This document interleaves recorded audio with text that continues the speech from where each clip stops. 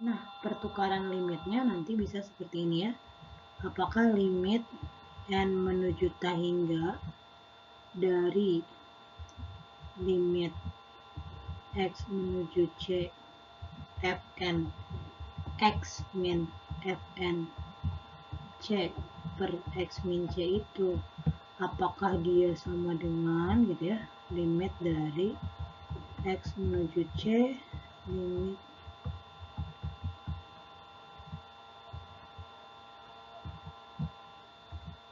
dari fnx sama ya, min fnc per x min c.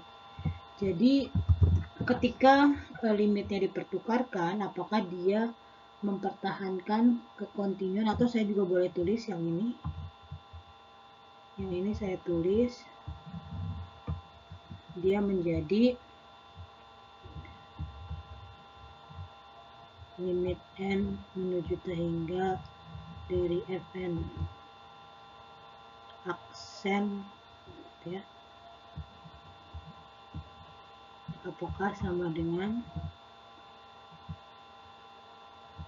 limit n menuju t hingga dari fnx diturunkan gitu. Jadi maksud dari ini apakah sama dengan seperti ini.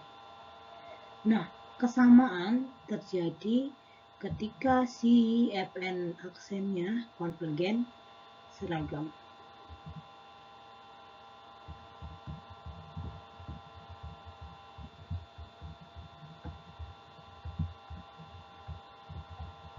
Ketika fn aksen konvergen seragam.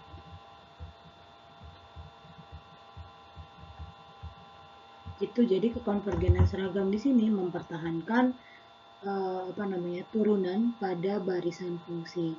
Nah, si pertukaran teorema pertukaran limit ini tidak akan saya buktikan. Silahkan baca saja di buku Bartel section 8.2 tentang pertukaran limit dan turunan gitu ya. Silahkan dibaca saja.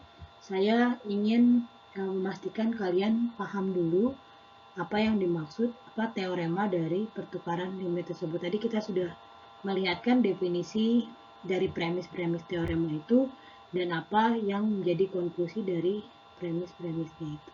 Dan apa maksud dari teorema pertukaran limit ini. Seperti itu. Oke, nah di sini saya punya contoh, kita punya barisan fungsi ini. Fnx sama dengan x per n. Oke. Nah, untuk x-nya saya tulis aja dia x-nya anggota bilangan asli gitu ya, bilangan real.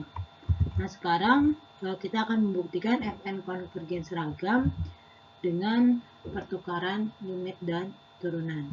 Oke, sekarang kita ingat-ingat lagi apa isi pertukaran limit, yaitu ini premisnya 1 sampai 5 dan ini adalah yang ingin kita buktikan fn konvergen seragam ke f dan nilai f-nya itu dia sama dengan ini g, nilai f-nya sama dengan ini f aksennya sama dengan g gitu ya. Oke, yang pertama berarti dia barisan fungsi sudah jelas ya. Ini adalah barisan fungsi. Nah, sekarang kita akan cari nilai x0-nya. Nah, oke, berarti x0-nya terdapat x0-nya sama dengan 1 aja ya. Berarti jadi apa? fn1 dia sama dengan 1 per n. Nah, kita tahu bahwa 1 per n ini konvergen ke 0. Dan limit, ini konvergen bisa pakai limit ya.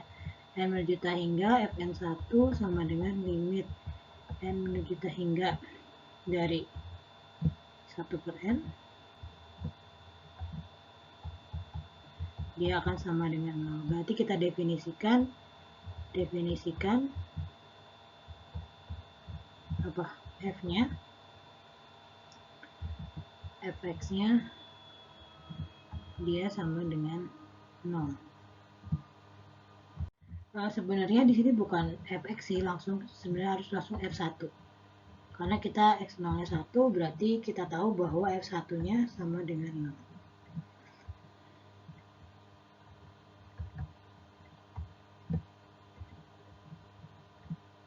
Oke. Dengan F1 sama dengan 0. Oke, selanjutnya yang kedua adalah kita apakah fnx ini terdiferensialkan. Kita lihat, perhatikan bahwa berarti apa? Berarti kalau terdiferensialkan berarti limitnya ada ya. Kita cari limit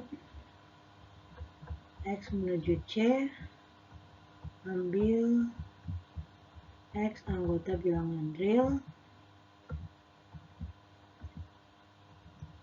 Berarti kita punya fn x min fn c per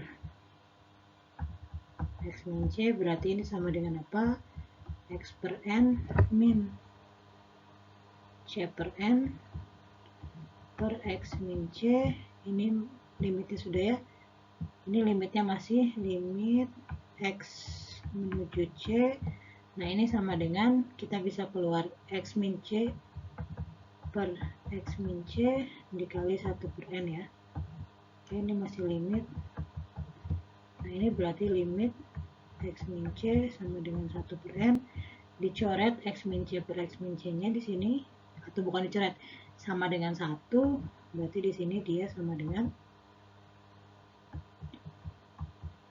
Nah, karena nilai limitnya ada gitu ya, 1 per n kan, nilai limitnya ada, berarti f aksen fn dan aksen c dia sama dengan 1 per n gitu. Dia ada dan nilai fn aksen c nya dia sama dengan 1 per c untuk setiap c anggota bilangan real gitu. Berarti kita tahu bahwa si si g di sini gitu ya,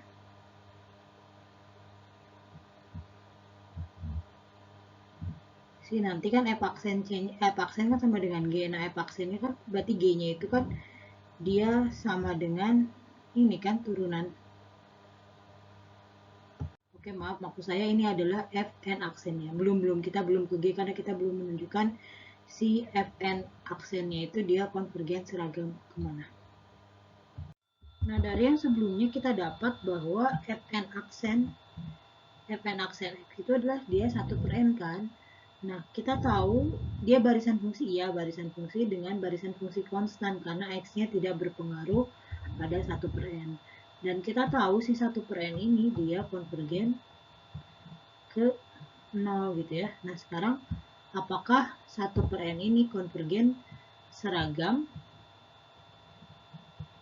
Nah, apakah 1 per n ini dia konvergen seragam ke 0 gitu ya, ke fx sama dengan 0.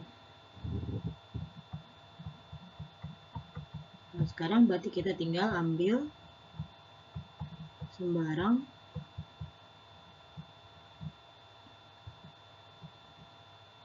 x anggota i gitu ya, x anggota r, ambil sembarang epsilon lebih besar daripada 0.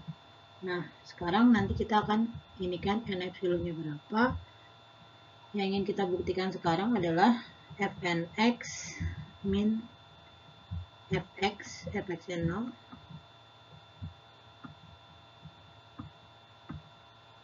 fx dia pengennya kurang dari epsilon. Nah, ini kan sama dengan berarti 1 per n min 0. Oke. Nah, ini pengennya kurang dari epsilon, dia kurang dari sama dengan 1 per n epsilon gitu ya. Dia sama dengan epsilon, berarti epsilonnya adalah n-nya adalah 1 per epsilon. Jadi ambil sembarang x anggota i anggota r, nah, ambil sembarang epsilon lebih besar daripada 0, pilih n epsilon sama dengan 1 per epsilon.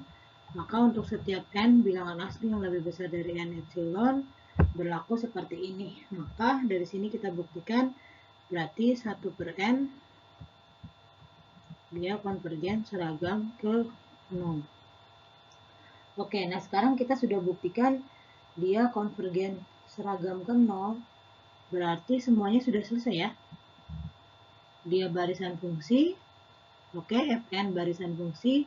Yang kedua adalah Fn dia terdapat x0, x0-nya di sini adalah 1. Oke, terdapat x0 sehingga Fnx konvergen seragam. Tadi x0-nya adalah 1, Fnx-nya konvergen seragam ke 0. Oke, kita punya F1-nya sama dengan 0. Yang kedua, kita punya Fn-nya yang ketiga dapat terdiferensialkan. Oke, yang keempat adalah dia konvergen seragam ke G. Berarti di sini kita definisikan Gx-nya sama dengan 0 untuk setiap X anggota bilangan pasti, bilangan real. Oke, lalu selanjutnya berarti berdasarkan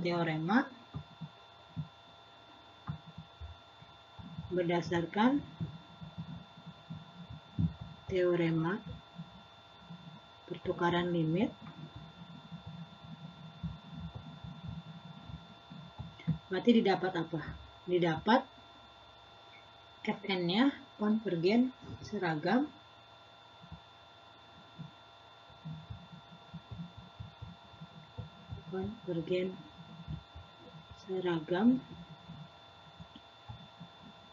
ke F dengan F aksennya sama dengan Gx sama dengan 6.